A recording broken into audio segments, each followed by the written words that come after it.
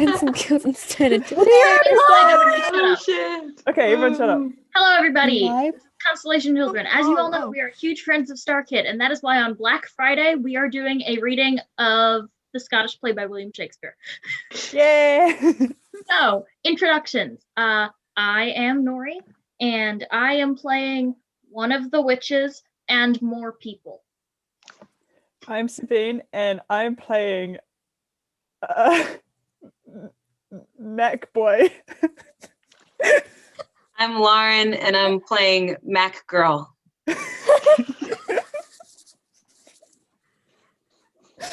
Hi, I'm Rose. I wasn't supposed to be here. Who am I playing? I don't. First Witch, Sidward, and Danambalabana. My favorite character. Donald Dane, I think. I'm Blitz. I'm mostly stage directions and like a couple other roles.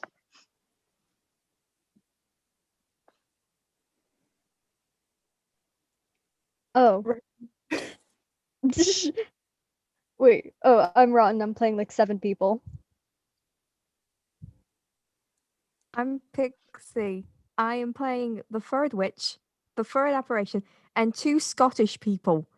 I only really plan costumes for the first half of that character list, but we're doing some creative thinking and they're all dead. Fair enough. I am Ruby and I am playing Duncan the King and Banquo the BFF and apparently a cameo from myself. That's great. I'm Earmuff. I'm playing Malcolm and Fleon's Banquo's son. Ooh. Ooh. Let's go then. Let's go. Let's go. Act 1, Scene 1. Thunder and lightning. Enter 3 witches. Wait, 1 second. Hold on. No. I don't have the script.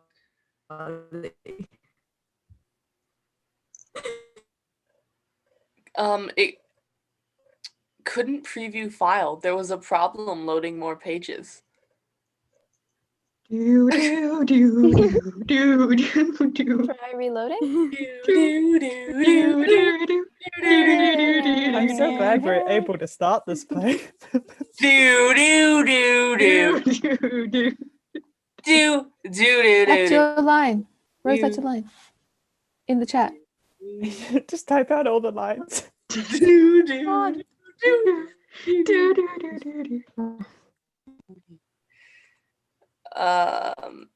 Okay, it's getting there. We're getting The getting first there. line is in the Maybe we just chat. need to do Black Friday. Let's just start with Black Friday right Yeah. now. We're getting We there. don't have any cast. We don't The have any bingo cast card or is done. Anything, but yeah, let's just switch to Black When Friday. shall we meet again? I don't know what I'm doing. In thunder, lightning, or in rain. When the hurly-burly's done, when the battle's lost and won. Okay, I'm sending the bingo card to the chat. Okay. My internet died and when you were singing it sounded like demonic. Not Who's third witch? I am, but I disconnected. Oh no! Your line, just say it. Just say it. You're good. It's up to Okay, your first line. Oh, jolly good. Okay, fine. I completely lost track of where we were. Okay. That will be the set of sun. Where the place? Upon the heath. There to meet with Macbeth. I come, Grey Malkin. Paddock calls. Anon. Fair is foul. Fair is foul and foul is fair. Hover through the fog and filthy air. They exit. Scene 2. Alarum within. Enter King Duncan, Malcolm, and Lennox, meeting a bleeding captain. What bloody man is that? He can report to Seamuth by its plight of the revolt of the new estate. This is the sergeant who, like a good and hardy soldier, fought against my captivity. Hail, brave friend! Say to the king the knowledge of the broil as thou didst leave it.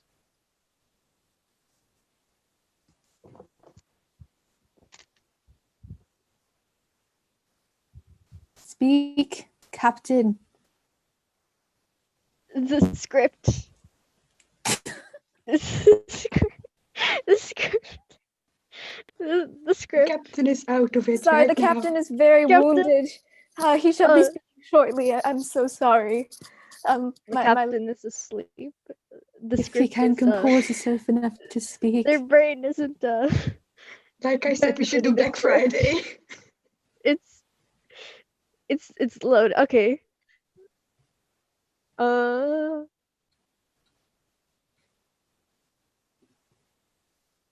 Do you want me to just take captain for now? doubtful it's wait, we're here, right?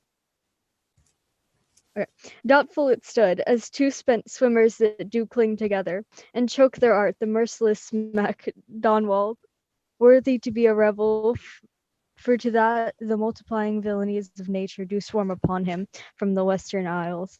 Of kerns and gallows glasses is supplied, and fortune on his damned quarrel smiling, showed like a rebel's whore, but all too weak. For brave Macbeth, well, he does deserve that name,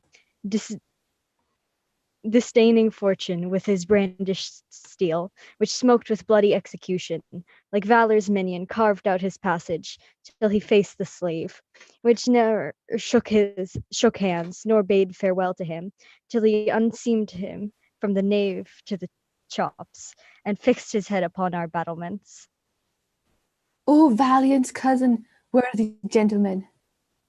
As whence the sun begins his reflection, shipwracking storms, ship and direful thunders break. So from that spring whence comfort seemed to come, discomfort swells.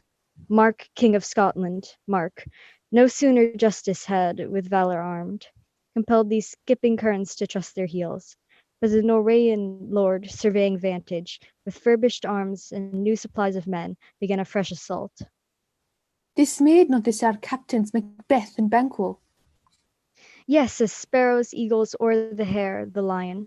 If I say sooth, I must report they were as cannons overcharged with double cracks, so they doubly redoubled strokes upon the foe, except they meant to bathe in reeking wounds, or memorize another Golgotha. I cannot tell, but I am faint. My gashes cry for help. So well thy words become thee as thy wounds. They smack of honour both. Go, get him surgeons. The captain is led over by attendants. Enter Ross. Ooh, who comes here? The worthy Thane of Ross.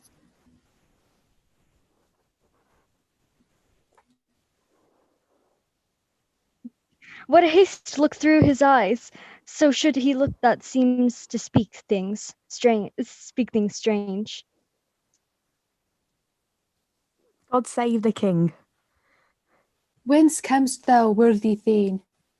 From Fife, great king, where the Norwegian banners float the sky and fan our people cold. Norway himself with terrible numbers, assisted by that most disloyal traitor, the Thane of Cawdor, began a dismal conflict till that Bellona's bridegroom, lapped in proof, confronted him with comparisons, point against point, rebellious arm against arm, curbing his lavish spirit, and to conclude, the victory fell on us. Great happiness! That now Sweno, the Norway's king, craves composition, nor would he dine in burial of his men till he dispersed at St. Colm's Inch $10,000 to our general use. No more than that Thane of Cawdor shall deceive our bosom interest. Go, pronounce his present death, and with his former title, greet Macbeth. I'll see it done. What he hath lost, no more Macbeth hath won.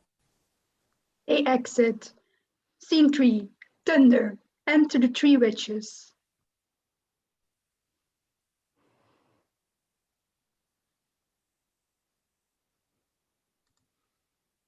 Which is Where Yeah, hast thou been, sister? Killing swine. sister, where thou? A sailor's wife had chestnuts in her lap, and munched and munched and munched. Give me, quoth I, aroint thee which the rump-fed Runyon cries, her husband's to Aleppo gone, master o' the tiger, but in a sieve I'll thither sail, and like a rat without a tail, I'll do, and I'll do. I'll give thee a wind. Thou'rt kind. And I another. I myself have all the other, and the very ports they blow, all the quarters that they know, is the shipman's card. I'll drain him dry as hay, sleep shall neither night nor day hang upon his penthouse lid, he shall live a man forbid. Weary 7 nights, 9 times 9, shall he dwindle, peak, and pine, though his bark cannot be lost, yet it shall be tempest tossed. Look what I have. Show me, show me. Here I... Camera angles. Here I have a pilot's thumb, racked as homeward he did come. Drum within. Drum, a drum, Macbeth doth come. God, here we go. Oh, dancing in a circle. Go. How do you pronounce that accent? Weird, I don't know. The Weird Sisters. The Weird Sisters hand, posters of the sea and land. Dust to go, about, thrice to thine, and thrice to mine, and thrice again to make up 9. Peace, the charms wound up. Enter Macbeth and Banquo. So foul and fair a day I have not seen. How far is it called to forest? What are these, so withered and so wild in their attire, that look not like the inhabitants of the earth, and yet are on it? Live you? Or are you aught that man may question? You seem to understand me, by each at once a droppy finger laying upon her skinny lips. You should be women, and yet your beards forbid me to interpret that you are so. Rude. Speak, if you can. What are you? All hail, Macbeth! Hail to thee, Thane of Cawdor! All hail Macbeth. Hail to thee, Thane of Cawdor. Did you read the wrong line? He did. Glamis! Oh, hail Macbeth. Oh, hail Macbeth, thou shalt be king hereafter. Oh, good sir, why do you start and seem to feel things that do sound so fair? In the name of truth, are you fantastical, or that indeed which outwardly you do show? My noble partner, you great with present grace and great prediction of noble having and of royal hope, that he seems rapt with all. To me you speak not. If you can look into the seeds of time and say which grain will grow and which will not, speak then to me, who neither beg nor fear your favours nor your hate. Oh, Hail. Hail. lesser than Macbeth and greater. Not so happy, yet much happier. Thou shalt get kings, though thou be none. So all hail Macbeth and Banquo. Banquo and Macbeth, all hail! Day, you imperfect speakers. Tell me more. By yourselves deaf, I know that I am Thane of Glamis. But how of Cawdor?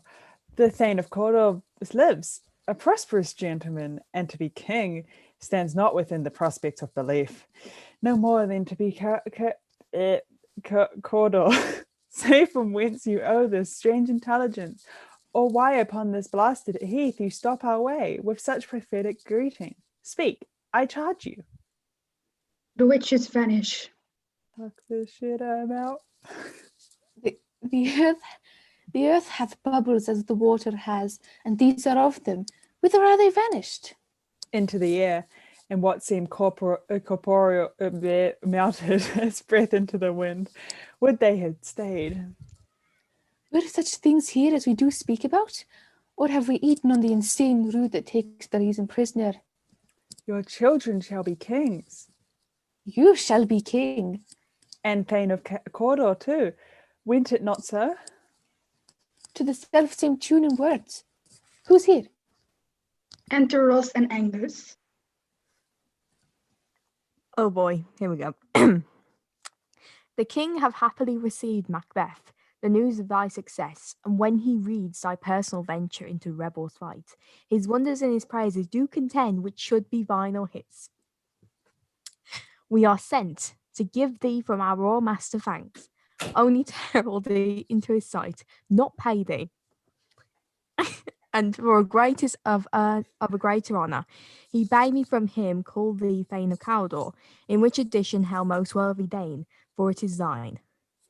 What? Can the devil speak true? The Thane of Cawdor lives.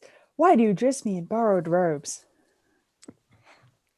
Who was the Thane lives yet, and but under heavy judgment bears that life, which he deserved to lose, whether he was combined with those of Norway, or did line the rebel with hidden help and vantage, or that with both, he laboured in his country's wrack, I know not, but treason's capital, confessed and proved, have overthrown him. Glamis and Thane of Cawdor, the greatest is behind. Thanks you for your pains. Do you not hope your children shall be kings, when those that gave the Thane of Cawdor to me promised no less to them? That trusted home might yet enkindle you unto the crown, besides the Thane of Cawdor. But 'tis strange, and oftentimes to win us to our harm, the instruments of darkness tell us truths. Win us with honest trifles to betray in deepest consequence. Cousins, a word, I pray you. They step aside. Two truths are told, as happy prologues to the swelling act of the imperial theme. The supernatural soliciting cannot be ill, cannot be good. If ill, why hath it give me earnest of success, commencing in a truth? I am Thane of Cawdor. If good, why do I yield to the suggestion whose horrid image doth unfix my hair, and make my seated heart knock at my ribs against the use of nature? Present fears are less than horrible imaginings. My thought, whose murder yet is but fantastical, shakes me to my single state of man. That function is smothered in surmise, and nothing is but what is not. Worthy Macbeth, we stay upon your leisure. Give me your favour. My dull brain was warped with things forgotten. Lead us towards the king. They exit. Scene 4. Flourish. Enter King Duncan, Macbeth, and Banquo. They have just reunited and Duncan is thanking them.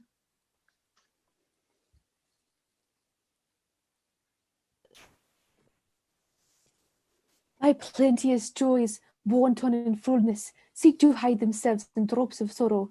Sons, kinsmen, thanes, and you whose places are the nearest, know we will establish our estate upon our eldest, Malcolm, whom we name hereafter the Prince of Cumberland, which honour must not unaccompanied invest in most only, but signs of nobleness, like stars, shall shine on all the surface, from hence to Inverness, and bind us further to you. The rest is labour which is not used for you. I will be myself the harbinger and make joyful the hearing of my wife of your approach. So humbly take my leave.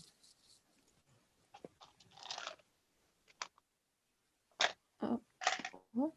Did I miss a line? I'm just gonna, okay. Do we have a different script? Never mind. True worthy Banquo, he is full so valiant, Wait, and in his no. commendations I am fed. Oh, no, you missed one. Okay.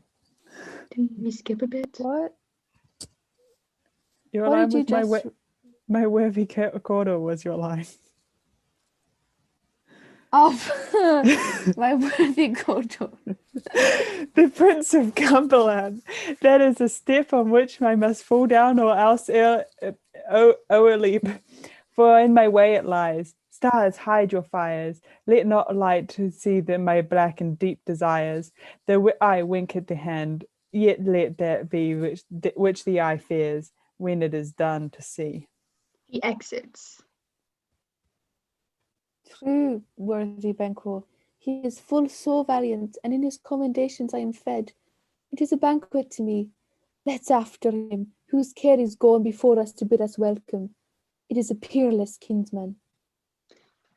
Flourish. They exit. Scene 5. Enter Macbeth's wife, Lady Macbeth, alone with a letter.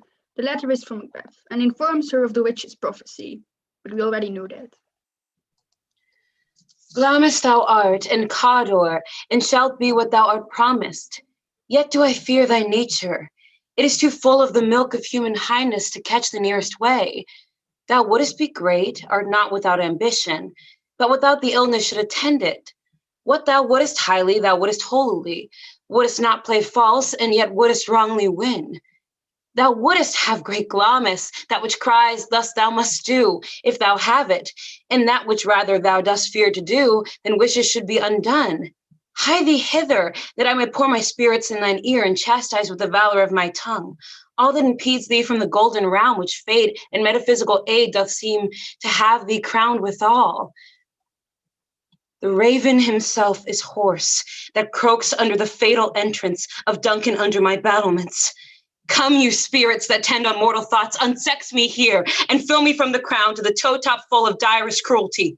Make thick my blood, stop up the access and passage to remorse, that no compunctions visiting of nature shake my fell purpose, nor keep peace between the affectionate. Come to my women's breasts and take milk for gall, you murdering ministers. Wherever in your sightless substance is, you wait on nature's mischief. Come, thick night, and pall thee in dun smoke of hell, that my keen knife see not the wound it makes, nor heaven peep through the blanket of the dark to cry, hold, hold. Enter Macbeth. My dearest love, Duncan comes here tonight. And when goes hence? Tomorrow, as he purposes.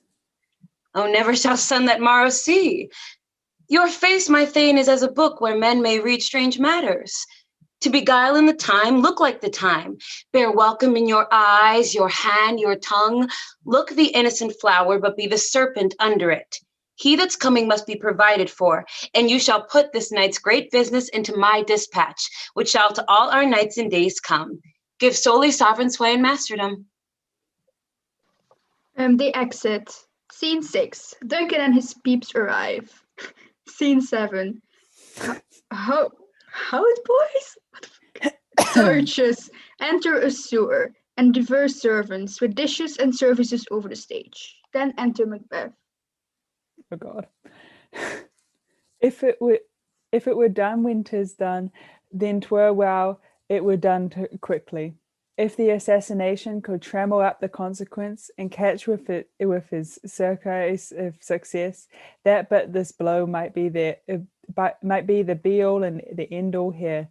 But here, upon this bank and shoal of time, would jump the life to come. But in these cases, we would still have judgment here, that but we teach bloody instruments, which, being taught, return to plague the inventor. This even-handed justice commends the ingredients of our poison chalice to our own lips. He's here in double trust. Sari turned on. Anyway, I wasn't talking to you, Sari. Where was I up to? First as I am his kingsman and his subject, strong both against the deed, then as his host, who should against his murderer shut the door, not bear the knife myself. Besides, this Duncan hath borne his facilities so meet, hath been so clear in his great office, that his virtues would plead like angels, trumpet-tongued, against the deep damnation of his taking off, and pity, like a naked newborn babe, striding the blast or heaven's cherubim horsed upon the sightless couriers of the air, shall blow the horrid deed in every eye, that tears shall drown the wind. I have no spur to prick the sides of my intent, but only vaulting ambition, which o'erleaps itself and falls on the other. Enter Lady Macbeth. What are words? How now? What news? He has almost supped. Why have you left the chamber? Hath he asked for me? Know you not he has? We will proceed no further in this business. He hath honoured me of late, and I have brought golden opinions from all sorts of people, which would be worn now in their newest gloss, not cast aside so soon. Was the hope drunk wherein you dressed yourself? Hath it slept since, and wakes now to look so green and pale at what it did freely? From this time such I account thy love. Art thou afeard to be the same as thine own act and valor, as thou art in desire? Wouldst thou have that which thou thou esteem the ornament of life, and live a coward in thine own esteem, letting I dare not wait upon I would, like the poor cat in the adage.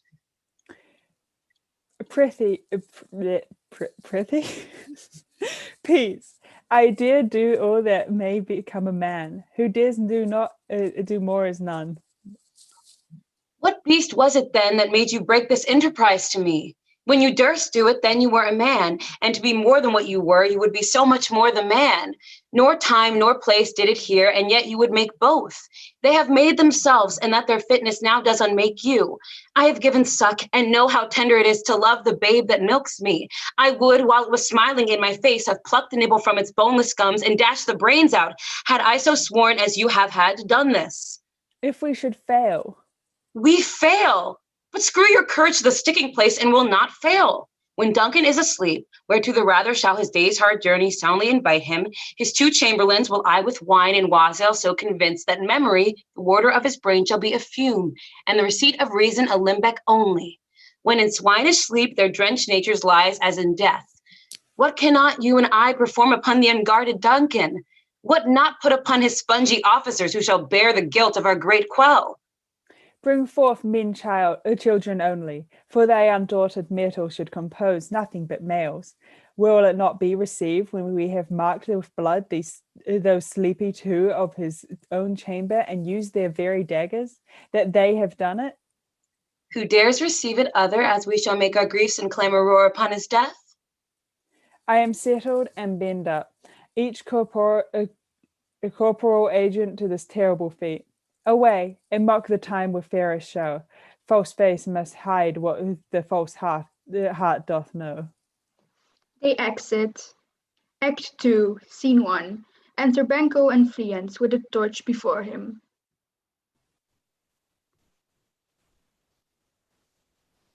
How goes the night, boy? Son? The moon.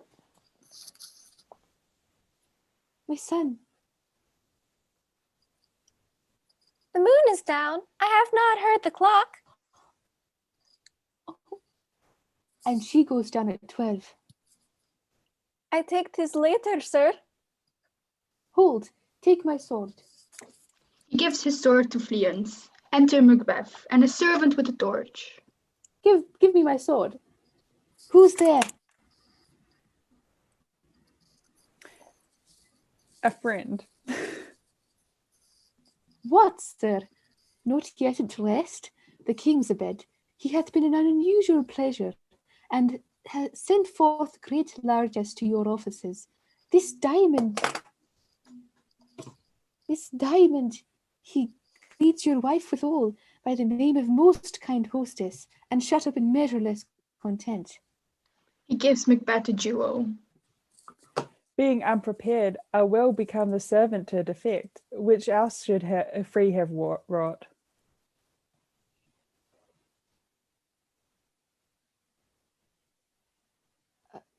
All's well. Good repose. Thanks, sir. The like to you. Banquo and Fleance exit.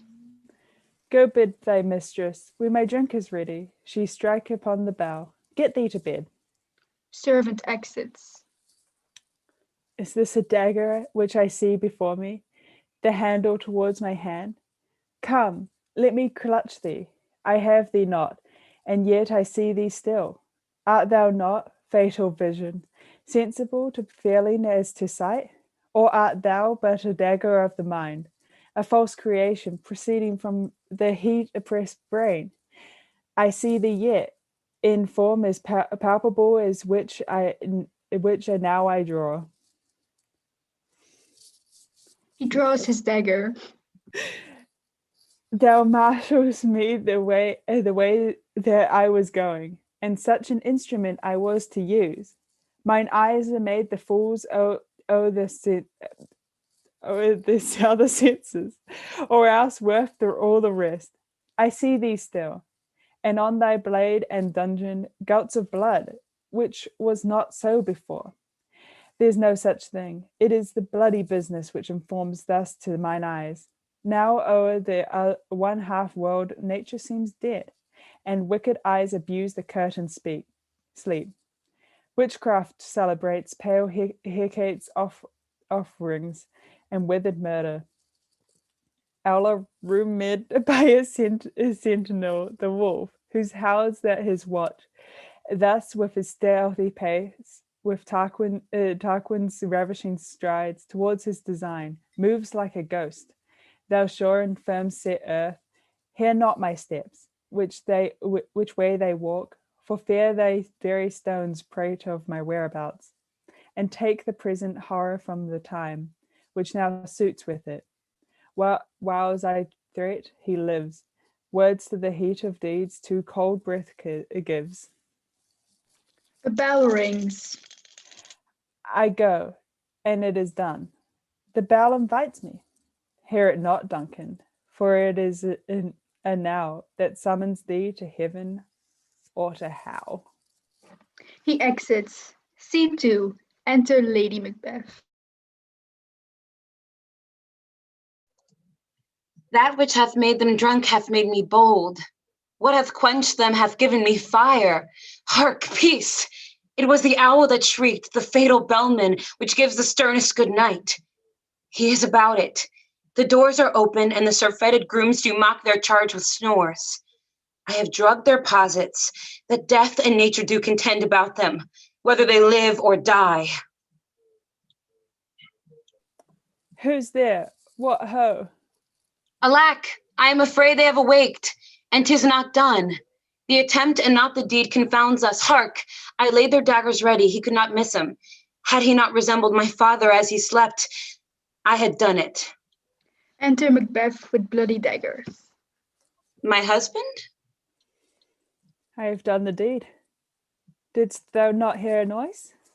I heard the owl scream and the crickets cry. Did not you speak?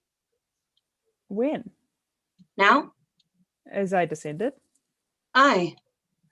Hark, who lies in the second chamber? Donalbain. This is a sorry sight. A foolish thought to say a sorry sight. There's one did laugh in his sleep, and one cried murder, that they did wake each other. I stood and heard them, but they did say their prayers and addressed them again to sleep. There are two lodged together. One cried, God bless us, and amen. The other, as they had seen me with these hangman's hands, listening their fear, I could not say amen, when they did say God bless us. Consider it not to so deeply. But wherefore could I not pronounce amen? I had most need of blessing, and amen stuck in my throat. These deeds must not be thought. After these ways, so it will make us mad. Methought I heard a voice cry, sleep no more. Macbeth does murder sleep, the innocent sleep, sleep that knits up the ravelled sleeve of care, the death of each day's life, sore labour balm of hurt minds, great nature's second course, chief nourisher in life's fest. What do you mean? Still it cried, sleep no more, to all the house. Glamis hath murdered sleep, and therefore Cawdor shall sleep no more. Macbeth shall sleep no more. Who was it that thus cried? Why, worthy Thane, you do unbend your noble strength to think so brain-sickly of things. Go get some water and wash this filthy witness from your hand. Why did ye bring these daggers from the place? They must lie there. Go carry them and smear the sloopy grooms with blood. I'll go no more. I am afraid to think of what I have done. Look on it again, I dare not. Infirm of purpose! Give me the daggers. The sleeping and the dead are but as pictures. 'Tis the eye of devilhood that painted devil. If he do bleed, I'll gild the faces of the grooms with all, for it must seem they are guilt. He exits with the daggers. Knock within. Whence is that knocking? How is it with me when every noise appalls me? How hands are here? What hands are here? Ha! They pluck out mine eyes. With all great Neptune's ocean wash this blood clean from my hand? No, this my hand will rather the multitudinous sea is incarnate. I don't know. Making the green run red. Enter Lady Macbeth. My hands are of your color, but I shame to wear a heart so white.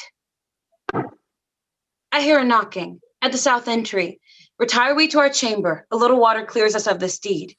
How easy it is then. Your constancy hath left you unattended. Knock. Hark, more knocking. Get on your nightgown, lest occasion call us, and show us to be watchers. Be not lost so poorly in your thoughts. To know my deed, twere best not to know myself. Knock. Wake Duncan with thy knocking. I would thou couldst. They exit. Scene 3. Knocking within.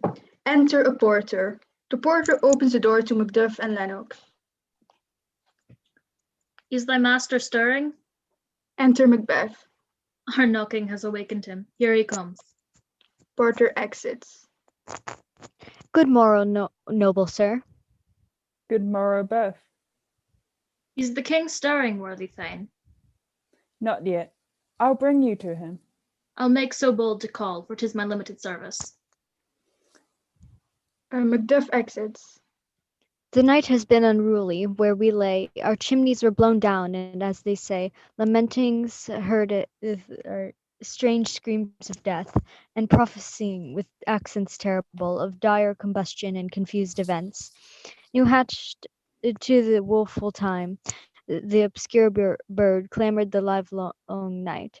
Some say the earth was feverish and did shake. Enter Macduff. Oh, horror, horror, horror. Ham. Tongue. What? A tongue nor heart can not conceive nor name thee. What's the matter? Oh, wait, no, that's not my line. Wrong Mac. See, I knew I would do this at some point. I didn't highlight my lines and they're all max. Enter Also, Macduff. Macduff screams. Oh, horror, just horror! describe- Tongue nor heart cannot conceive nor name thee. What's the matter? What's the matter? Now hath made his masterpiece. Most sacrilegious murder hath broke ope the Lord's anointed temple and stole thence the life o' the building. What is it you say? The life? You mean you, his majesty? Approach the chamber and destroy your sight with new Gorgon. Do not bid me speak. See then and speak yourself. Bev and Lennox exit. Awake, awake! Ring the alarm bell. Murder and treason! Banquo and Donalbain, Malcolm awake, Malcolm awake! Shake off this downy sleep, death's counterfeit, and look upon death itself. Up, up, and see the great doom's image. Malcolm, Banquo, as from your graves, rise up and walk like sprites to countenance this horror. Ring the bell. Bell rings. Enter Lady Macbeth. What's the business that such a hideous trumpet calls to parley the sleepers of the house? Speak, speak. Oh, gentle lady, 'tis not for you to hear what I can speak. The repetition in a woman's ear would murder as it fell. What's going on, guys? Oh, Banquo, Enter Banquo, Macbeth. our royal master's murdered. Whoa, alas, what, in our house? Too cruel anywhere. Dear Duff, I prithee, contradict thyself and say it is not so. Enter Macbeth, Lennox, and Ross. Had I but died an hour before this chance, I had lived a blessed time. Far from this instant, there's nothing serious in mortality. All is but toys. Renown and grace is dead. The wine of life is drawn, and mere lease is left this vault to brag on. Enter Malcolm and Donalbain.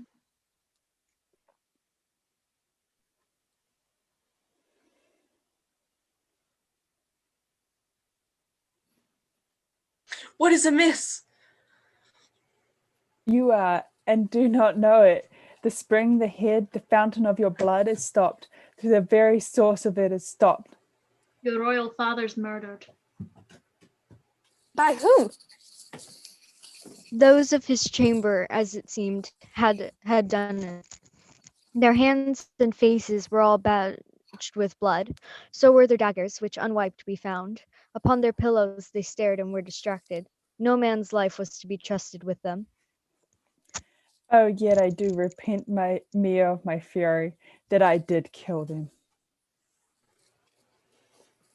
Wherefore did you so? Who can be wise, amazed, temperate, and furious, loyal and neutral in a moment? No man. The expedition of my violent love outran the pulse of reason. Here lay Duncan, his silver skin laced with his golden blood, and his gashed stabs looked like a breach in nature, for ruin's wasteful entrance. There the murderers, steeped in the colours of their trade, their daggers unmannerly breached with gore. Who could refrain that he had a heart to love, and in that heart courage to make his love known? Help me hence, how? Look to the lady. Why do we hold our tongues, that most may claim this argument for ours? What should be spoken here, where our fate, hidden in augur hole, may rush and seize us? Let's away, our tears are not yet brewed. Nor our strong sorrow upon the foot of motion. And when we have our naked frailties hid, that suffer an exposure, let us meet and question this most bloody piece of work to know it further. Fears and scruples shake us, in the great hand of God I stand, and thence against the undivulged pretense I fight of treasonous malice. And so do I. So all. Let's briefly put on manly readiness and meet in the hall together. All but Malcolm and Donalbain exit. what will you do? Let's not consort with them. To show an unfelt sorrow is an office which the false man does easy. I go to England. To Ireland our separated fortune shall keep us both the safer. Where we are, there's daggers in men's smiles. The near in blood, the nearer bloody. This murderous shaft that's shut has not yet lightened, and our safest way is to avoid the aim. Therefore to horse, and let us not be dainty of leave-taking, but shift away. There's warrant in the theft which steals itself when there's no mercy left. They exit. Scene 4. Enter Ross and Macduff. How does the world fare now? Why, see you not? Is known who did this more than bloody deed? Those that Macbeth hath slain. Alas the day, what good could they pretend? They were suborned. Malcolm and Donalbain, the king's two sons, are stolen away and fled, which puts upon them suspicion of the dead. 'Gainst nature still, for if this ambition that will raven up thine own lives means, then 'tis most like the sovereignty fall upon Macbeth. He is already named and gone to Scone to be enlisted. Where is Duncan's body? Carried to Colmkill, the sacred storehouse of his predecessors and guardian of their bones. Will you to Scone? No, cousin, I'll to Fife. Well, I will thither. Well, may you see things well done there. Adieu, lest our old robes sit easier than our new. Farewell, father. All exit. Act 3, Scene 1. Enter Banquo. Thou hast it now, King Codor Glamis all, as the weird women promised, and I fear thou playest most foully for it. Yet it was said it should not stand in thy posterity, but that myself should be the root and father of many kings. If there come truth from them, as upon thee, Macbeth, their speeches shine, why, by the verities on thee made good, may they not be my oracles as well, and set me up in hope? But hush, no more. Senate sounded. Enter Macbeth as king. Lady Macbeth, Lennox, Ross, lords, and attendants. Tonight we hold a solemn supper, sir, and I'll request your presence. Let your highness command upon me, to the which my duties are with the most indissoluble tie forever knit. Ride you with this afternoon? Aye, my good lord. Fail not our feast. My lord, I will not. We hear our bloody cousins are bestowed in England and Ireland, not confessing their cruel parricide, filling their hearers with this strange invention. But of that tomorrow, when therewithal we shall have our cause of state craving us jointly. Hie you to a horse. Adieu, till you return at night. Goes Fleance with you? Aye, my good lord, our time does call upon us. I wish your horses swift and sure of foot, and so I commend you to their backs. Farewell. Banquo exits. Let every man be the master of his time, till 7 at night. To make society the sweeter welcome, we will keep ourselves till supper time alone. And while then, God be with you. Lord St. Albert Macduff and a servant exit. Sir, a word with you. Attend those men our pleasure. They are, my lord, without the palace gate. Bring them before us. Servant exits. To be thus is nothing, but to be safely thus. Our fears in Banquo stick deep, and in his royalty of nature reigns that which would be feared. 'Tis much he dares, and to that dauntless temper of his mind he hath a wisdom that doth guide his valour to act in safety. He chid the sisters when first they put the name of king upon me, and bade them speak to me. Then, prophet-like, they hailed him father to a line of kings, to make them kings, the seeds of Banquo kings. Rather than not come fate into this list, and champion me to the utterance. Who's there? Enter servant and 2 murderers. Now go to the door, and stay there till we call. Servant exits. Was it not yesterday we spoke together? Please, it was, so please your highness. Well then, now have you considered of my speeches? Know that it was he in the times past which held you under fortune, which you had thought you had been our innocent self. You made it known to us. I did so, and went further, which is now our point of a second meeting. Now, if you have a station in the file, not is the worst rank of manhood, say it, and I will put that business in your bosoms, whose execution takes your enemy off, grapples you to the heart and love of us, who wear our health but sickly in his life, at which in his death were perfect. I am one, my liege, whom the vile blows and buffets of the world hath so incensed that I am reckless what I do to spite the world. And I another so weary with disasters, tugged with fortune, that I would set my life on any chance to mend it or be rid on it. Both of you, no Banquo was your enemy. True, my lord. So is he mine, and in such bloody distance that every minute of his being thrust against my nearest of life, and thence it is that I to your assistance do make love, masking the business from common eye, for sundry weighty reasons.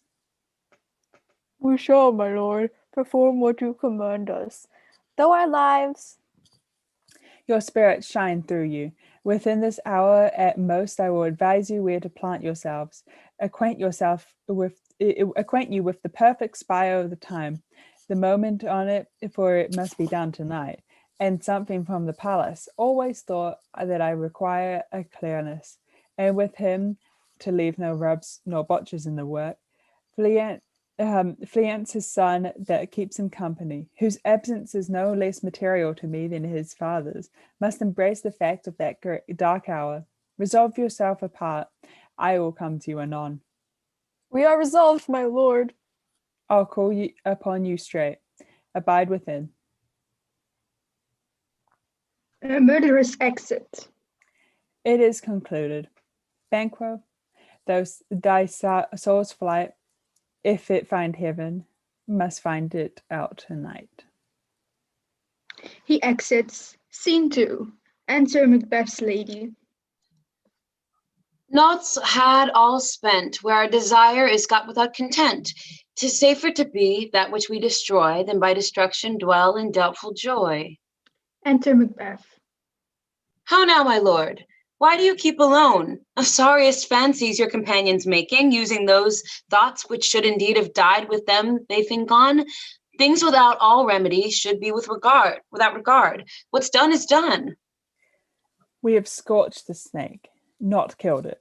She'll close and be herself whilst our poor Malice remains in danger of her former tooth. But let this frame of things disjoint, both the worlds suffer. Ere we will eat our meal in fear, and sleep in the affliction of these terrible dreams that shake us nightly. Better be with the dead, whom we, to gain our peace, have sent to peace. Then on the torture of the mind to lie in restless ecstasy. Duncan is in his grave. After life's fitful fever, he sleeps well. Treason has done his worst. Nor steel nor poison, malice domestic, foreign levy, nothing can touch him further. Come on, gentle my lord, sleek over your rugged looks. Be bright and jovial among your guests tonight. So shall I, love, and so I pray be you. Let your remembrance apply to Banquo. Present him eminence, both with eye and tongue, unsafe the while that we must lave our honours in these flattering streams and make our faces visits to our hearts, disguising what they are. You must leave this. Oh, full of scorpions is the mind, dear wife. Thou knowest but that Banquo and his fleance live. But in them nature's copy is not internal. There's comfort yet. They are assailable. Then thou joker, then be thou joker, whatever. Ere the bat hath flown his cloistered flight, ere to black Hecate's summons, the shard-born beetle with his drowsy hums hath rung night's yawning peal. There shall be done a deed of dreadful note. What's to be done? Be innocent of the knowledge, dearest chap, till thou applaud the deed. Come, sailing night, scarf up the tender eye of pitiful day, and with thy bloody and invisible hand cancel and tear to pieces that great bond which keeps me pale. Light thickens, and the crow makes wing to the rocky wood. Blech. Good things of day begin to droop and drowse, whiles night's black agents to their praise do rouse. Thou marvels that my word holds thee still. They things bad begun make strong themselves by ill. So prithee go with me. They exit. Scene 3. Enter the two murderers. The west yet glimmers with some streaks of day. Now spurs the lady traveller's pace to grain the Timley inn, and near approaches the subject of our watch. Hark, I hear horses! Give us a light there, who? Then 'tis he. The rest are within the note of expectation. Already are at the court. His horses go about almost a mile, but he does usually, so all men do from hence to the palace gate, make it their walk. Enter Banquo and Fleance with a torch. Dizzy, stand to it! Marie, you're not muted. It will be rain tonight. Let it come down! The murderers attack. Oh, treachery! Fly, good flames, fly, fly, fly! Thou mayst revenge, oh slave! He dies. Fleance exits. Who did strike out the light? Was it not the way? There's one but down. The sun is fled. We have lost our best half of our affair. Well, let's away and say how much is done. They exit. Scene 4. Banquet prepared. Enter Macbeth, Lady Macbeth, Ross, Lennox, lords, and attendants.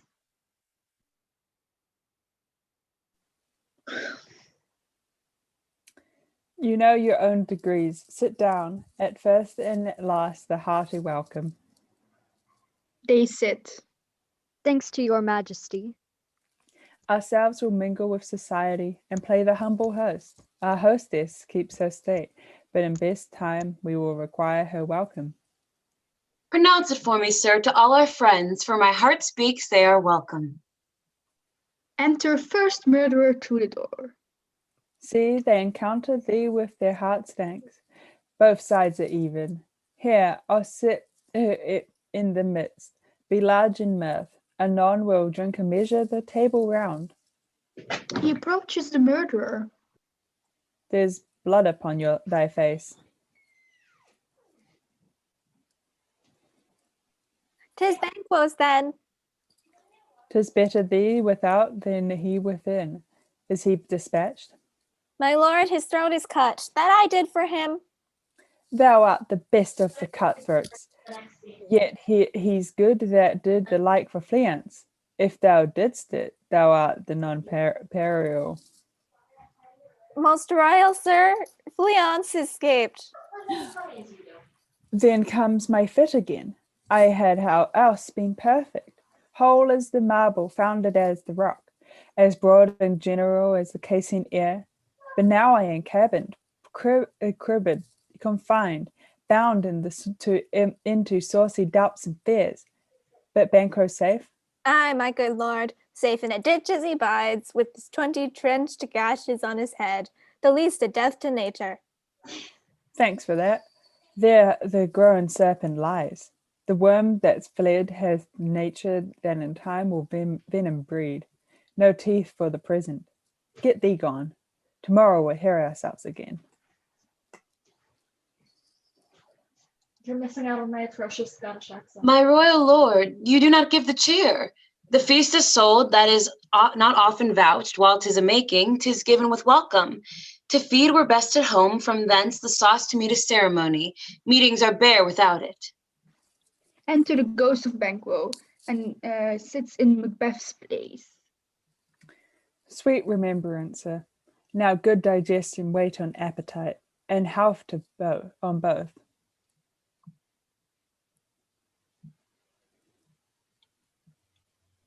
May you please your highness sit. Here had we now our country's honour roofed, were the grace person of our Banquo present, who I may rather challenge for unkindness than pity for mischance. His absence, sir, lays blame upon his promise. Please to your highness to grace us with your royal company. The table's full. Here is a place reserved, sir. Where? Here, my good lord. What is it that moves your highness? Which of you have done this?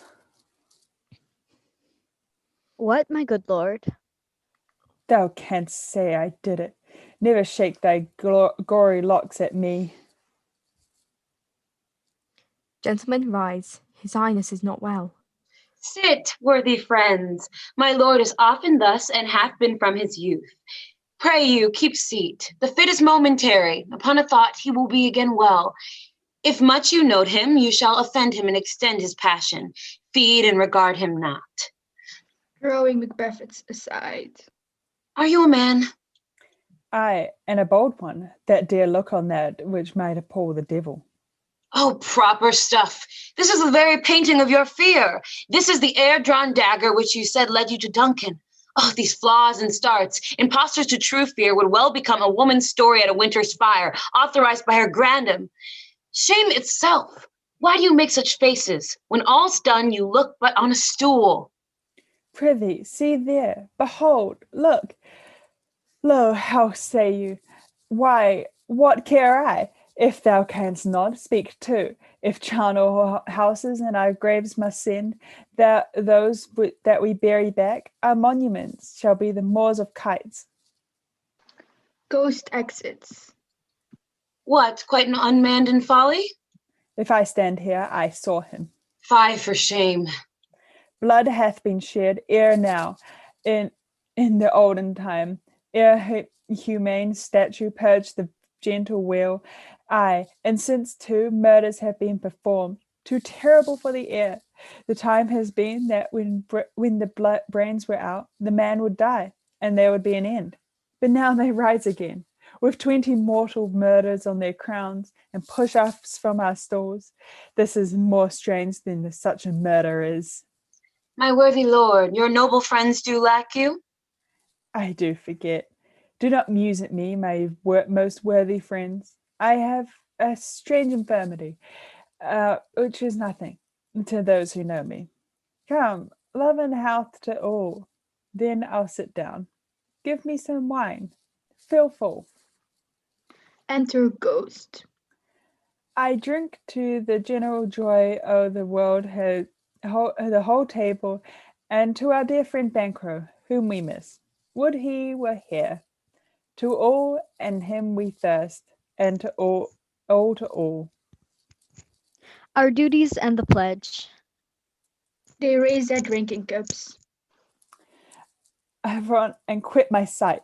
Let the earth hide thee. Thy bones are marrowless, thy blood is cold.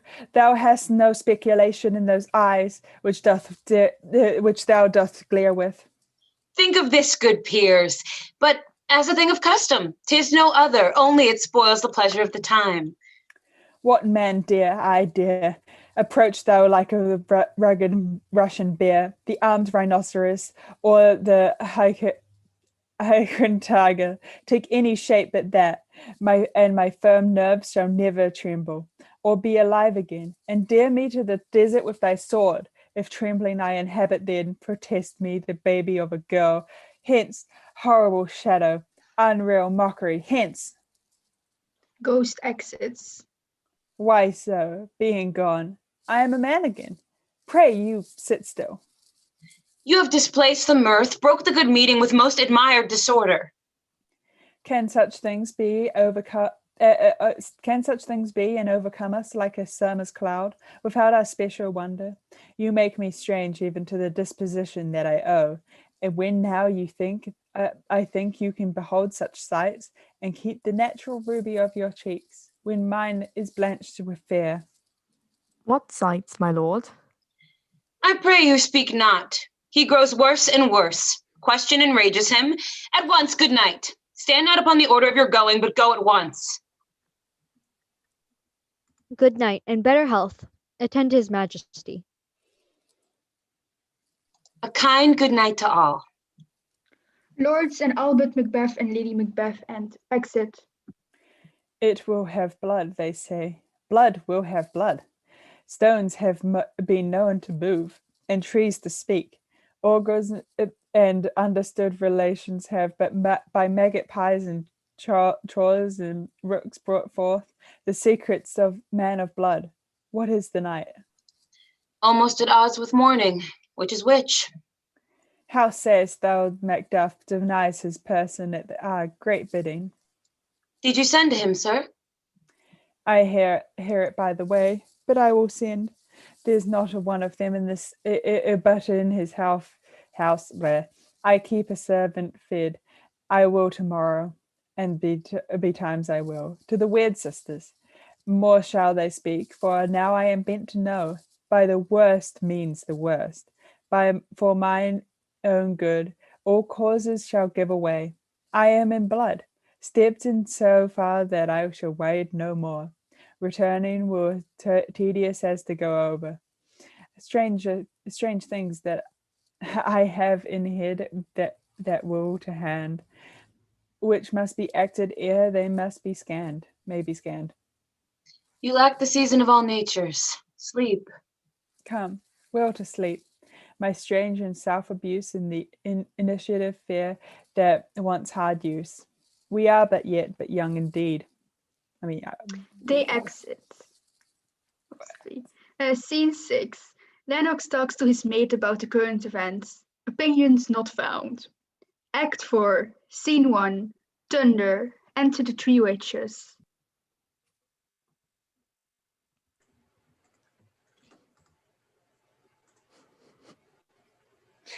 Thrice the brinded cat hath mewed. Thrice and once the hedge pig whined. Harpier cries, "'Tis time, 'tis time." Round about the cauldron go, in the poisoned entrails throw. Toad, that under cold stone, days and nights has 31, sweltered venom sleeping got. Boil thou first in the charmed pot.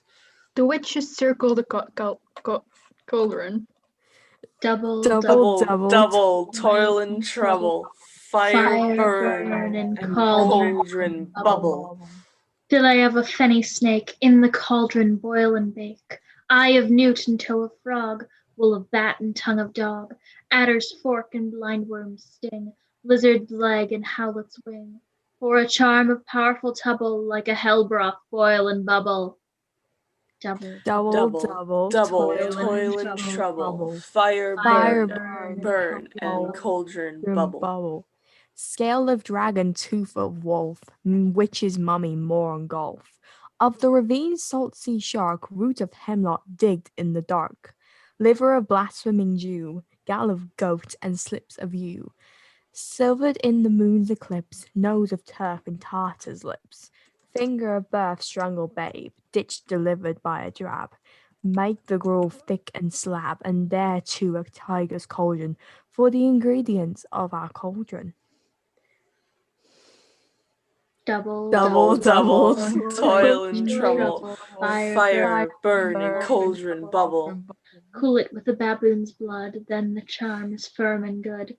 By the pricking of my thumbs, something wicked this way comes. Open locks, whoever knocks. Enter Macbeth.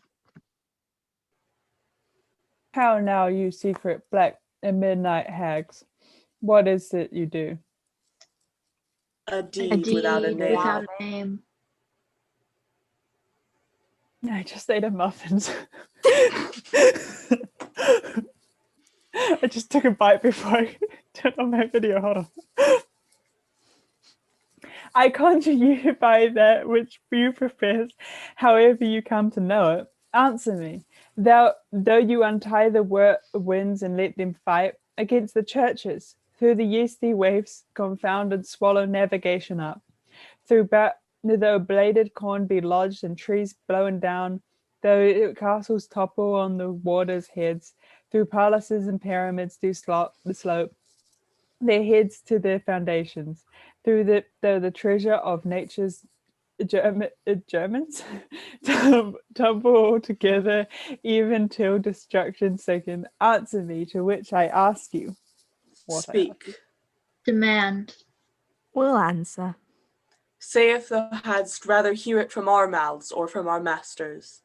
Call him, let me see him. Pour in sow's blood that hath eaten her 9 pharaoh, grease that sweeten. That's not okay. From the murderer's gibbet throw into the flame. Come high or low, thyself and office deftly show. Thunder, first apparition, an armed head. Tell me, thou unknown power. He knows thy thought. Hear his speech, but say thou not.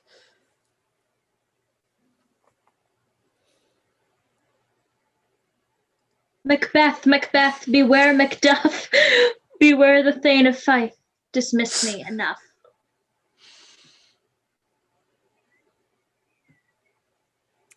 He descends.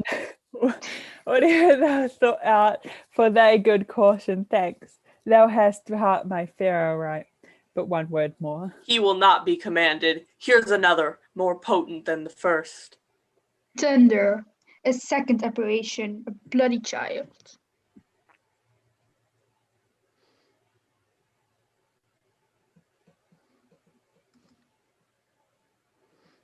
Do we not cast these? I'm the third one, so. Macbeth! Macbeth! Macbeth! Had I 3 ears, I would hear thee. Be bloody, bold, and resolute. Laugh to scorn the power of man, for none of woman born shall harm Macbeth. He descends. Then live, Macbeth, what need I fear of thee? But yet I'll make assurance double sure, and take a bond of fate. Thou shalt not live, that I may tell pale-hearted fear it lies, and sleep in spite of thunder. Thunder, third apparition, a child crowned with a tree in his hand. What is this that rises like the issue of a king and wears upon his baby brow the rounded top of sovereignty? Is this boss baby? Listen, but speak not to it. Be lion mettled, proud, and take no care. Who chafes, who frets, and where conspirers are? Macbeth shall never vanquish be until Ray Burnham Wood to high Dunsinane Hill shall come against him. He descends. That will never be. Who can impress the forest, bid the tree, unfix his earthbound root? Sweet bodements good. Rebellious dead, rise never till the wood of Burnham rise, and our high-placed Macbeth shall live the lease of nature, pay his breath to time and mortal custom. Yet my heart throbs to know one more thing. Tell me, if your art can tell me so much, shall Banquo's issue ever reign in this kingdom? Seek to know no more. I will be satisfied. Deny me this, and an eternal curse fall upon you. Let me know. Cauldron sings. Hout, boys.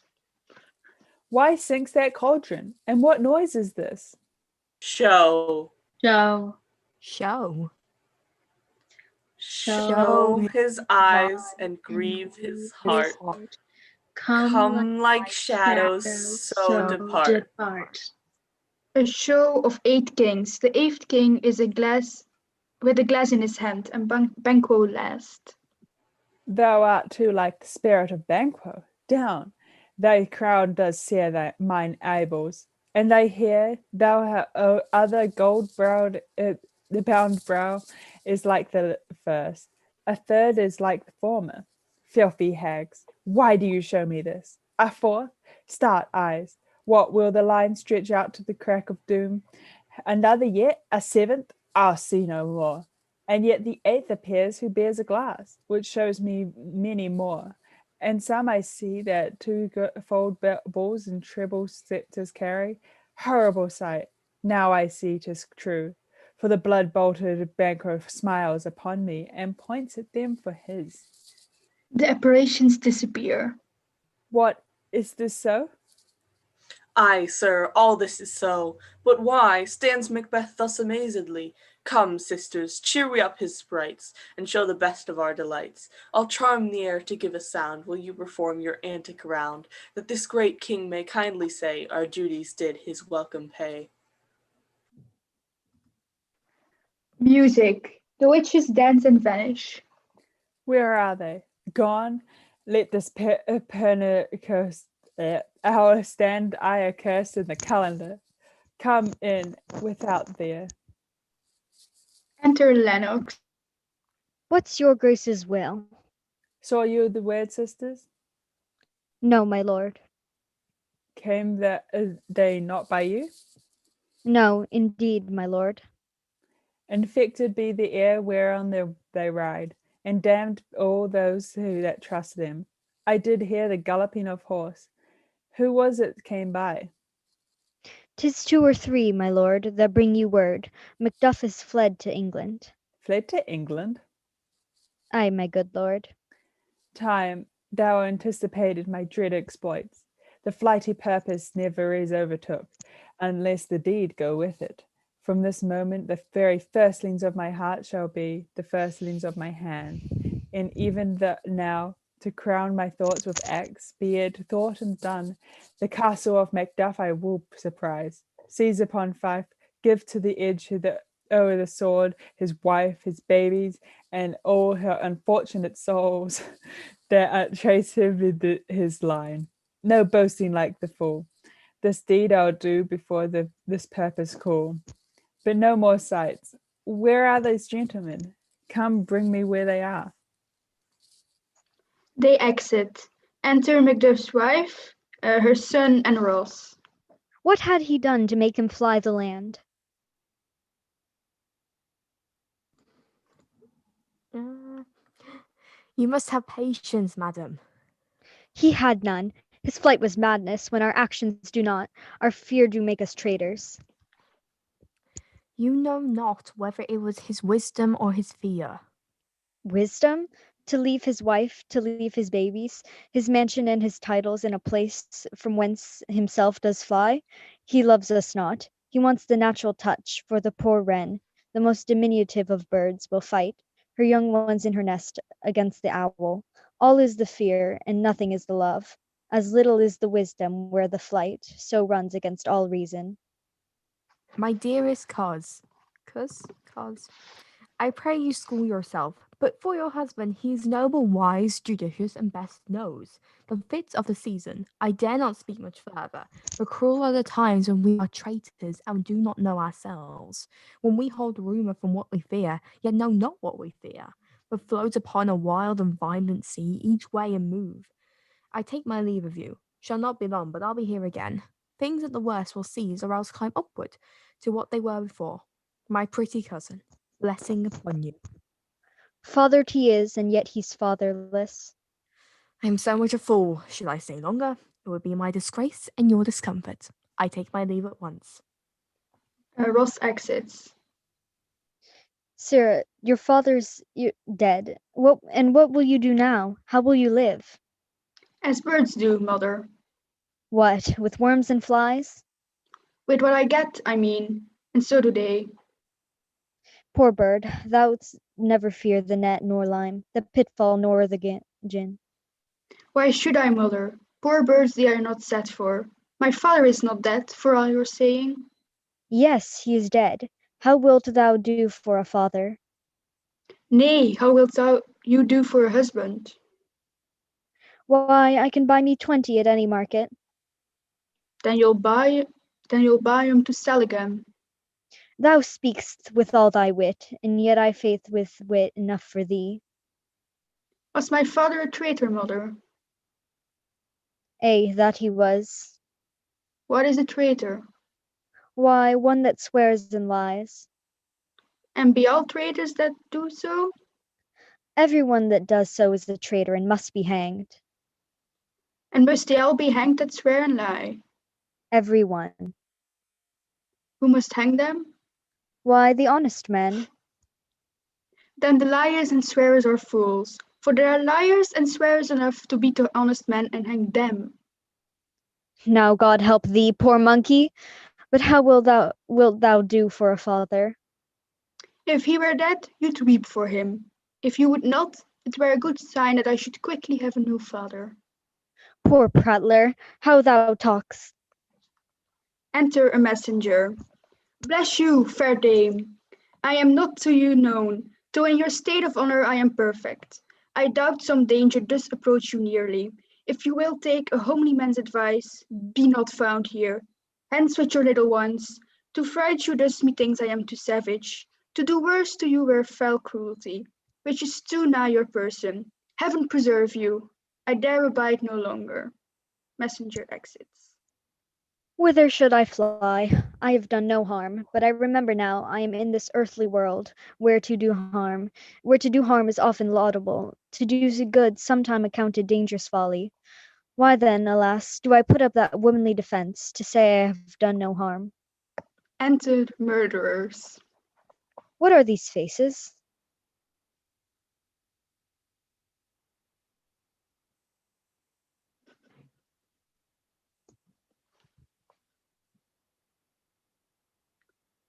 We do not yet see faces. Murderer? I want to be stabbed. Hello? Crap, is this me? What page are we on? I don't know. I'm serious, what page are we on? I can't see pages. I don't know. Mark that off on the bingo card. What was something that just happened? Page 50. No, I'm wrong. I think it's page 50-ish. Page Yeah, 50. 54 for me. Lady Macduff just said today to say I have done no harm. Then the murderers enter. What are these Yeah. faces?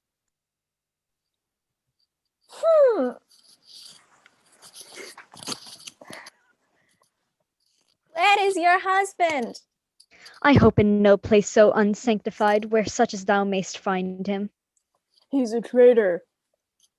Thou lies, thou shag-eared villain. What, you egg? Stabbing.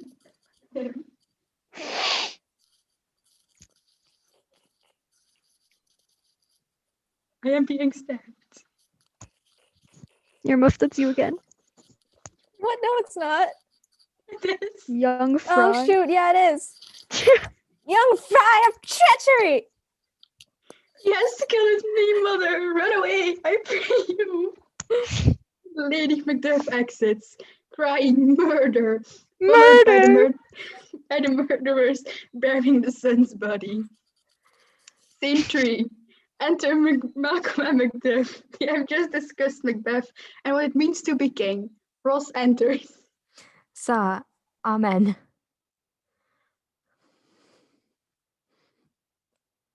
Macduff.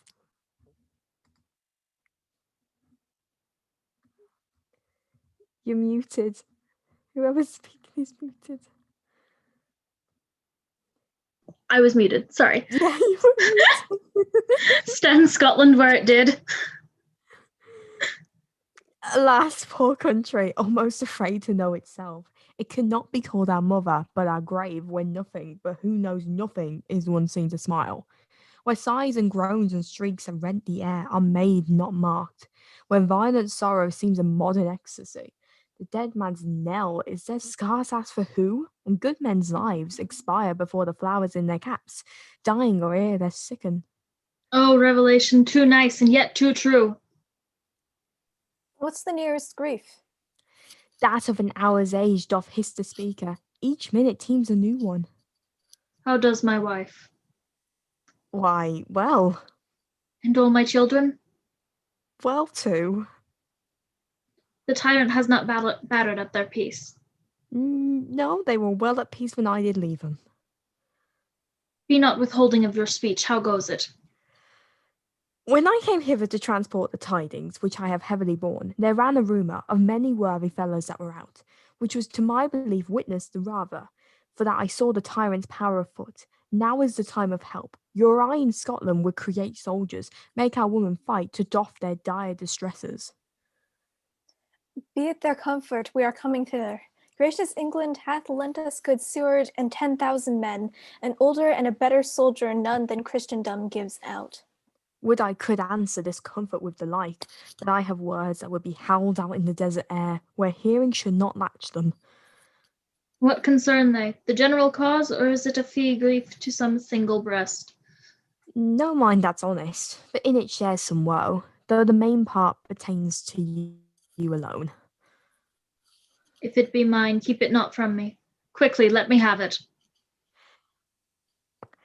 Let not your ears despise my tongue forever, which shall possess them with the heaviest sound that ever yet they heard.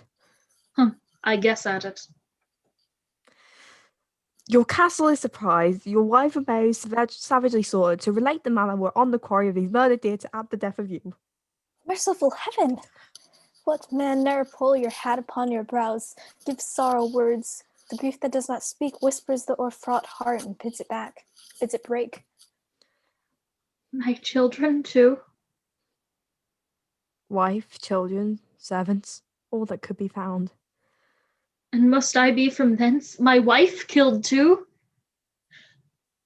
I have said. Be comforted. Let us make medicines of our great revenge to cure this deadly grief. He has no children. All my pretty ones? Did you say all? Oh, Hellkite, all? What, all my pretty chickens in their dam at one fell swoop?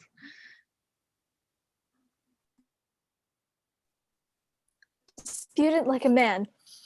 I shall do so. I must also feel it as a man. I cannot but remember such things that were most precious to me. Did heaven look on and would not take their part? Sinful Macduff, they were straught for thee, not that I am, not for their own demerits, but mine, fell for slaughters on their souls. Heaven rest them now. Be this the whetstone of your sword. Let grief convert to anger, blunt not to the heart, enrage it. Oh, I could play the woman with mine eyes and the braggart with my tongue. But gentle heavens, cut short all intermission. Front to front, bring thou this fiend of Scotland and myself within my sword's length set him. And if he scape, heaven forgive him too. This tune goes manly. Come, go we to the king. Our power is ready. Our lack is nothing but our leave. Macbeth is ripe for shaking, and the powers above put on their instruments. Receive what cheer you may. The night is long that never finds the day. They exit. Act 5, Scene 1. Enter a doctor of...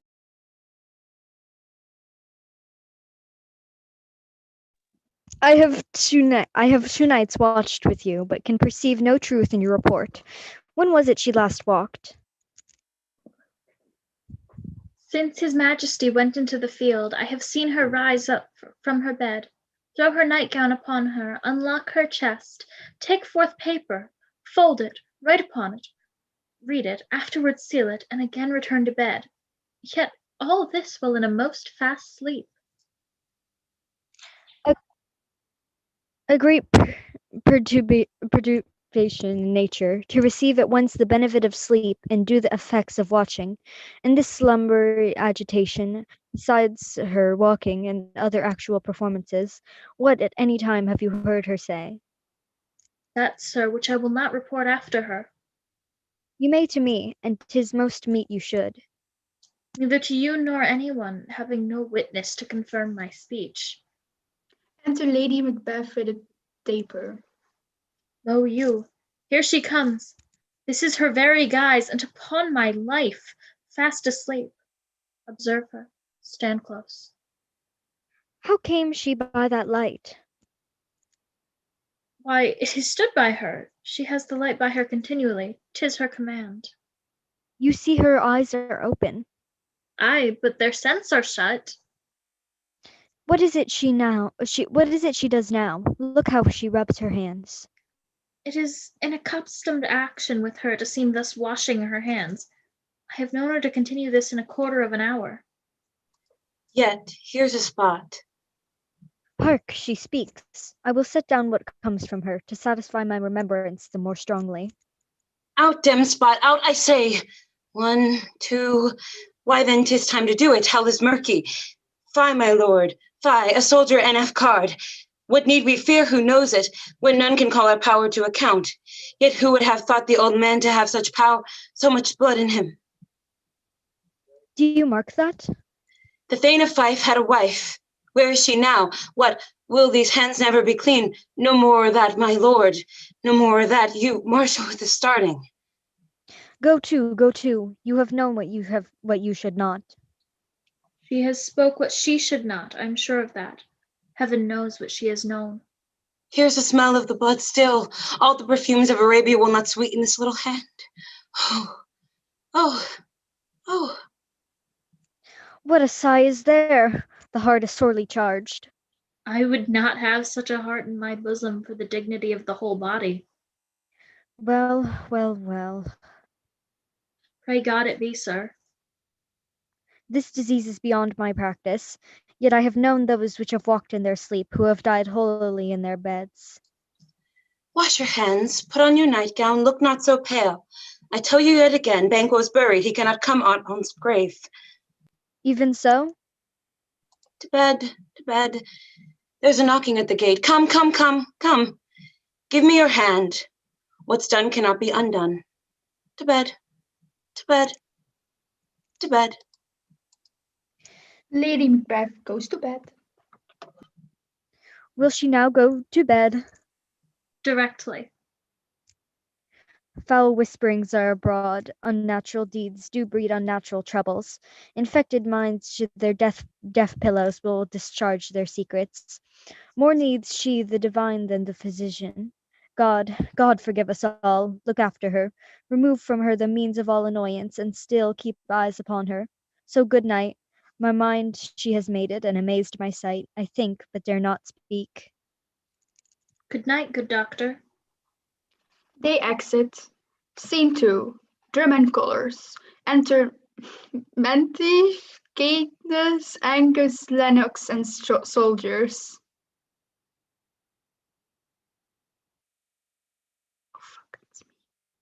The English power is near, led on by Malcolm, his uncle Seward, and the good Macduff. Revenge is burning them, for their dear causes, who to the bleeding and the grim alarm excite the mortified man.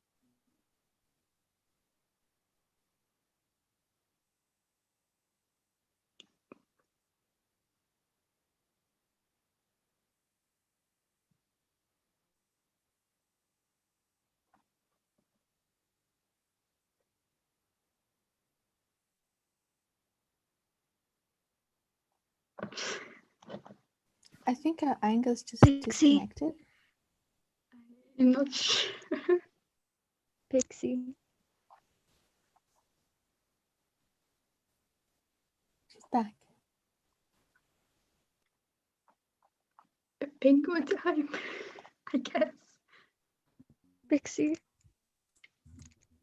Please come back.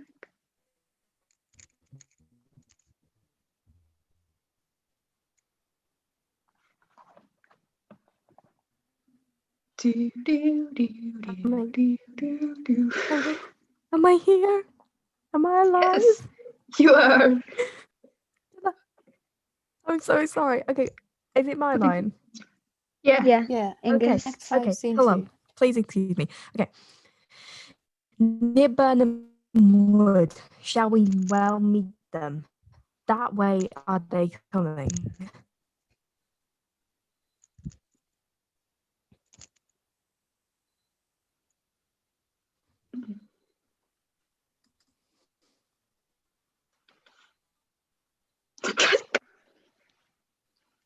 Yeah, cat guy, speak up.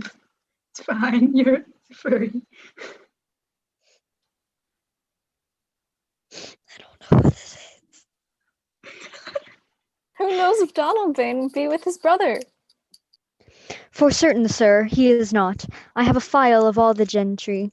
There is Seward's son, and many unrough youths that even now protest their first of manhood. What does the tyrant? Great Dunsandane strongly fortifies. Some say he's mad. Others that lesser hate him do call it valiant fury. But for certain he cannot buckle his detempered cause within the belt of rule.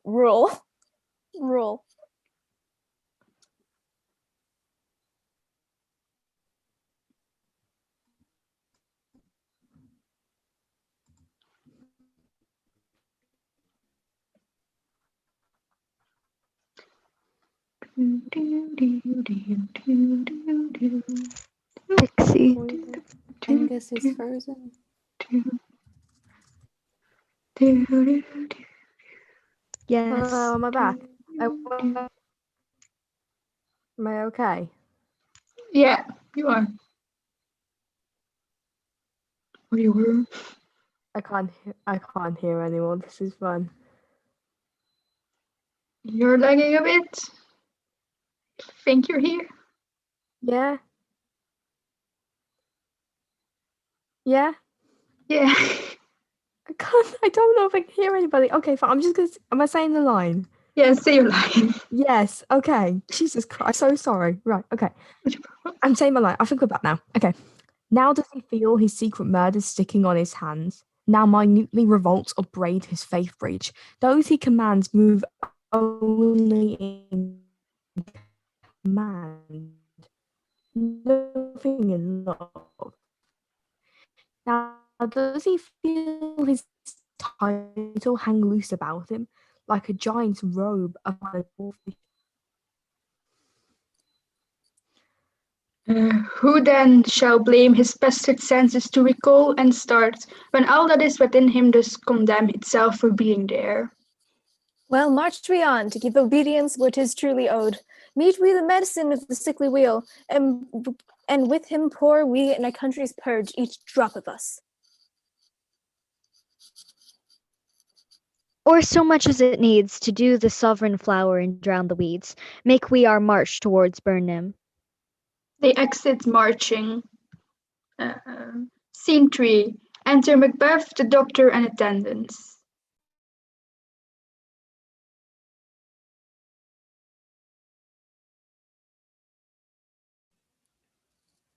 Bring me no more reports. Let them fly all. Till Burnham Wood removed to Dunsandane, I cannot taint with fear. What's the boy Malcolm? Was he not born of woman? The spirits that know all mortal consequences have pronounced me thus. Fear not, Macbeth. No man that's born of woman shall e'er have the power upon thee. Then fly, false thanes, and mingle with the English epicures. The mind I sway by and the heart I bear shall never sag with doubt nor shake with fear. Enter servant. The devil damn thee, black, thou cream-faced loon. Where gotst thou that goose look? There is 10,000 Geese, villain? soldiers, sir.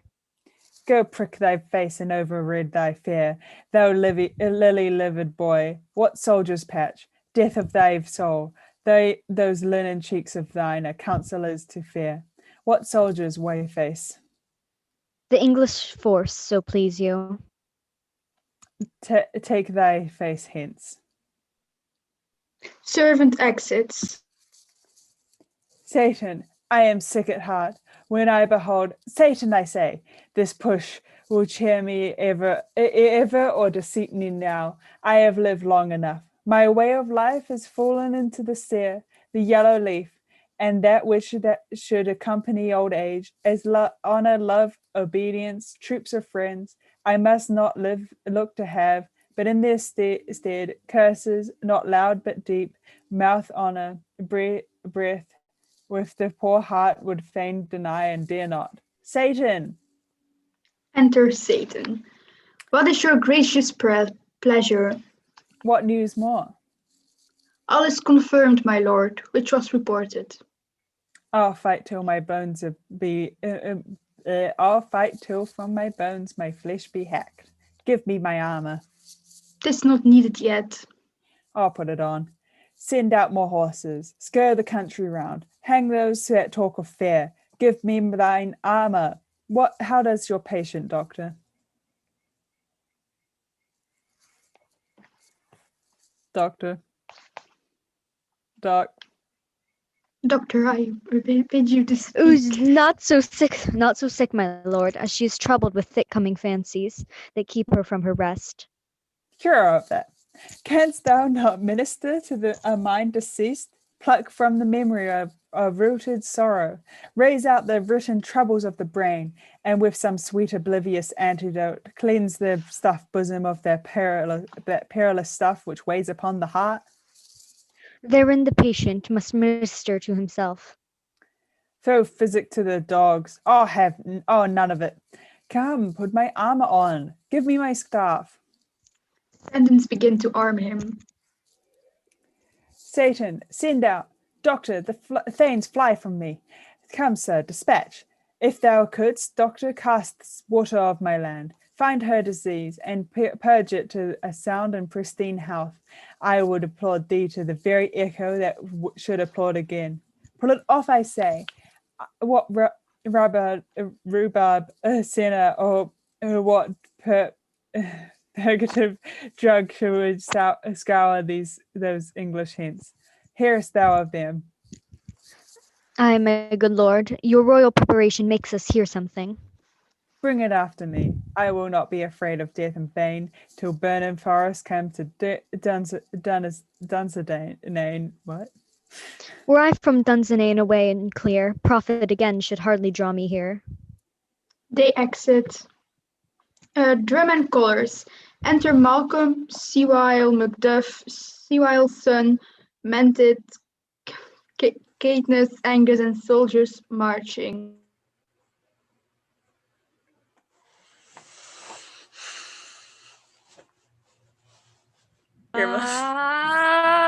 Cousins! I hope the days are near at hand. The chambers will be safe. We doubted nothing. What wood is this before us? The wood of Burnham. Let every soldier hew him down a bow and bear it before him. Thereby shall we shadow the numbers of our host and make discovery ere report of us.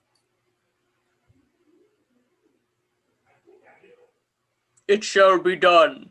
We learn no other but the confident tyrant keeps still in Dunsinane and will endure our setting down before it. 'Tis his main hope. For where there is advantage to be given, both more and less are given in the revolt, and none serveth him but constrained things, whose hearts are absent too. Let our just censures attend the true event. Put we on industrious soldiership. The time approaches. That will with due decision make us know what we shall say we have and what we owe. Thoughts speculative, their unsure hopes relate, but certain issue strokes must arbitrate, towards which advance the war. They exit marching. Enter Macbeth, Satan, and soldiers, with drum and colors. Hang out our banners on the outward walls. The cry is still they come. Our castle's strength will laugh her siege to scorn. Here let them lie till famine and argue eat them up. Were they not forced with those that should be ours, we might have met them in the therefore bed to bed and beat them backward home. A cry within of woman. What is that noise? It is the cry of woman, my good lord. He exits. I have almost forgotten the taste of fairs. The time has been my senses would have cooled to hear a night shriek. And my fell of hair would add a dismal treatise rouse and stir as life were in it. I have supped full of with horrors. Direness, familiar to my slaughterous thoughts, cannot once start me. Enter Satan. Wherefore was that cry? The queen, my lord, is dead. She should have died hereafter. There would have been a time for such a word. Tomorrow and tomorrow and tomorrow creeps in this petty pace from day to day, to the last syllable of recorded time, and all our yesterdays have lighted fools, the way to dusty death. Out, out, brief candle! Life's but a walking shadow, a poor player that struts and frets his hour upon the stage, and then is heard no more. It is a tale told by an idiot, full of sound and fury, signifying nothing. Enter a messenger. Thou comest to use thy tongue, thy story quickly. Gracious my lord, I should report that which I say I saw, but know not how to do it. Well, say, sir. As I did stand my watch upon the hill, I looked towards Burnham, and anon methought the wood began to move.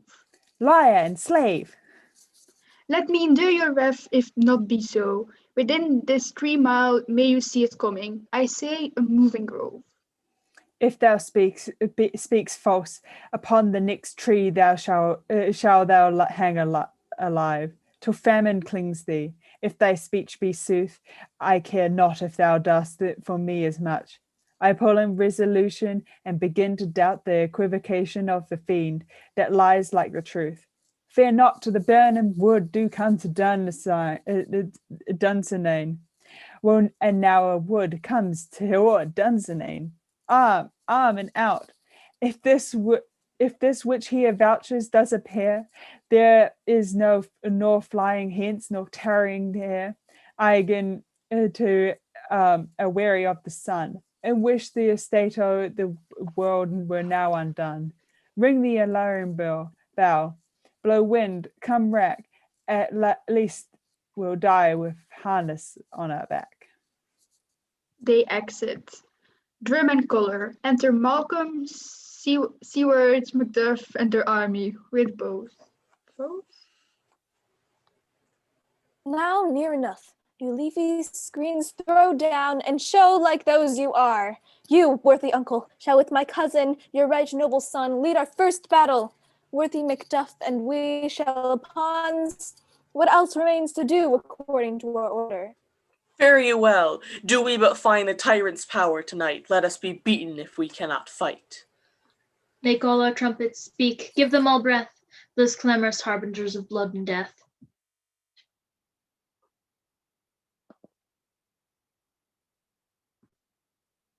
They exit. Allurums continued. Scene 7. Enter Macbeth. They have tied me to a stake. I cannot fly, but bear-like I must fight the course. What's he that were not born of woman? Such a one am I to fear, or none. Enter young Seward. What is thy name? Thou'lt be afraid to hear it. No, though thou callest thyself a hotter name than any is in hell. My name's Macbeth. The devil himself could not pronounce a title more hateful to mine ears. No, nor more fearful. Thou liest, abhorrent tyrant. With my sword I'll prove the lie thou speakst. They fight, and young Sewell is slain.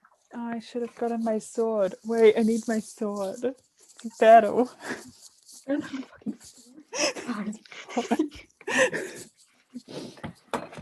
Okay. Thou was born of woman, but swords I smile at, weapons laugh to scorn, brandished by man that's of woman born. He exits. Allurums. Enter Macduff.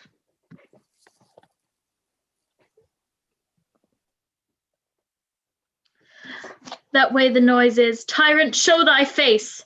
If thou beest slain, and with no stroke of mine, my wife and children's ghosts will haunt me still. I cannot strike at wretched kerns whose arms are hired to beat their staves. Either thou, Macbeth, or else my sword with an unbattered edge I sheath again undeeded. There thou shouldst be, by this great clatter, one of great note seems brooded.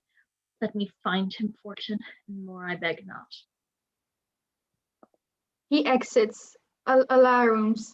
Enter Malcolm and Seward.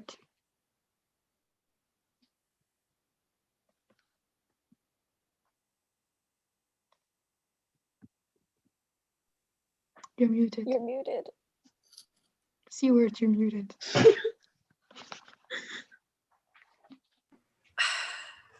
This way, my...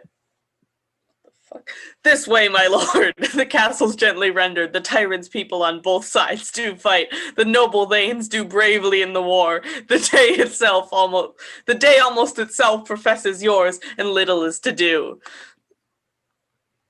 We have met with foes that strike beside us. Enter, sir, the castle. They exit. Alarum. Scene 8. Enter Macbeth. What should I play the Roman fool and die on mine own sword? Whilst I see lives, the gashes do bitter upon them. Enter Macduff. Turn, hellhound, turn! Of all men else I have avoided thee, but get thee back. My soul is too much charged with the blood of thine already. I have no words. My voice is in my sword, thou bloodier villain, than terms can give thee out. Fight. Thou lost in labour, as easy mayest thou the entrenchant air, with thy keen sword oppressors to make me bleed. Let fall thy blade on vulnerable crests. I bear a charmed life, which must not yield to one of woman born. Despair thy charm, and let the angel whom thou still hast served tell thee Macduff was ripped from his mother's womb, untimely ripped. Accursed be that tongue that tells me so, for it hath cowed my better part of man, and be these juggling fiends no more believed, that palter with us in the double sense, that keep the word of promise to our ear, and break it to our hope. I'll not fight with thee. Then yield thee, coward, and live to be the show and gaze o' the time. We'll have thee, as our rarer monsters are, painted upon a pole, and underwrit, here may you see the tyrant. I will not yield, to kiss the ground before young Malcolm's feet, and to be baited with the rebel's curse, through Burnham wood be come to Dunsinane, and thou opposed, being of no woman born. Yet I will try the last. I looked away. Oh no, where did it go? Before my body, I throw my warlike shield. Lay on, Macduff. Be damned be him that first cries, "Hold, enough!" They exit fighting. Alarums. They enter fighting, and Macbeth is slain. Dumb bitch really forgot about C-sections. Macduff exits carrying off Macbeth's body. Enter with drum and collar, Malcolm, Seward, Ross, Thanes, and soldiers. I would the friends we miss were safe arrived. Some must go off, and yet by these I see, so great a day as this is cheaply bought. Macduff is missing, and your noble son. Your son, my lord, has paid the soldier's debt. He only lived but till he was a man. The which no sooner had his prowess confirmed in the unshrinking station where he fought there, but like a man he died. Then he is dead? Aye, and brought off the field. Your cause of sorrow must not be measured by his worth, for then it have no end. Had he his hurts before? Aye, on the front. Why then God's soldier be he. Had I as many sons as I have hairs, I would not wish them to a fairer death, and so his knell is knolled. He's worth more sorrow, and that I'll spend for him. He's worth no more. They say he parted well and paid his score, and so, God be with him. Here comes newer comfort. Enter Macduff with Macbeth's head. Hail, King, for so thou art. Behold where stands the usurper's cursed head. The time is free. I seek thee compassed with thy kingdom's pearl that speak my salutations in their mind, whose voices I desire to speak aloud with mind. Hail, King of Scotland! Hail, King Hail, of King of Scotland! Scotland! Hail, King of Scotland! Woo! Flourish. You're dead! You're meant to be dead. Shut up or I'm a we'll ghost. stab you again. I'm a ghost now. We shall not spend a large expense of time before we reckon with your several loves and make us even with you. My thanes and kingsmen henceforth be earls, the first that ever Scotland in such an honor named. What's more to be newly with the time, as calling home our exiled friends abroad that fled the snares of watchful tyranny, producing forth the cruel ministers of this dead butcher and his fiend-like queen, who, as 'tis thought, by self and violent hands, took off her life. This and what needful else that calls upon us by the grace of grace, we will perform in measure, time, and place. So thanks to all at once, and to each one whom we invite to see us crowned at Scone. Flourish. They all exit.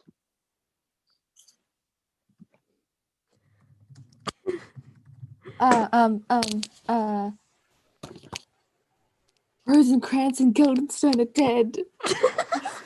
The end. We're also Wait, hang on. Yay! Ooh, we did it. Rosencrantz and Guildenstern are dead. God. They're dead.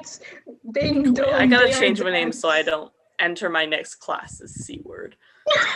Because that wouldn't be Coward. good. Mine fixes automatically, thank God. I want to enter mine as Satan.